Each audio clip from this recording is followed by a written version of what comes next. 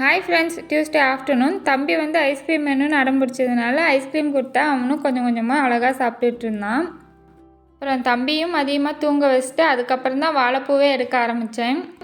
First ஒரு வாழைப்பூ தான் இருந்தது, அது சமையலுக்கு பத்தாதுன்னு சொல்லி வச்சுருந்தேன். அதனால் நம்ம செடியிலேயே இன்னொரு பூ கிடச்சிது, ரெண்டையும் க்ளீன் பண்ணி எடுத்து வச்சிட்டேன். தம்பி ஈவினிங் தூங்கி இருந்தானே வாட்டர்மெலன் வேணும்னு கேட்டான், கட் பண்ணி கொடுத்தேன். அவனும் அழகாக சாப்பிட்டுட்டு இருந்தான். இன்றைக்கி நைட் டின்னருக்கு வந்து ஒயிட் ரைஸ் மட்டும் நேரமாகவே விறகடுப்பில் வெளியே வச்சாச்சு. இன்றைக்கி வீட்டில் ஏதாச்சும் ஸ்நாக்ஸ் எல்லாமே தான் ரெடி பண்ணிகிட்ருந்தோம். எப்போவுமே நைட்டு தான் ஸ்நாக்ஸ்லாம் ரெடி பண்ணுவோம், ஏன்னா வீட்டில் அப்போ தான் எல்லாருமே வேலைக்கு போயிட்டு வருவாங்க. அதனால் சிம்பிளாக இன்றைக்கி கடல மாவு போண்டா தான் ரெடி பண்ணியிருந்தோம். விறகடுப்புலேயே செஞ்சிடலாம், வெளியே நல்லா காற்றும் அடிக்குதுன்னு சொல்லி விறகடுப்புலேயே இன்றைக்கி எல்லாம் ரெடி பண்ணியாச்சு.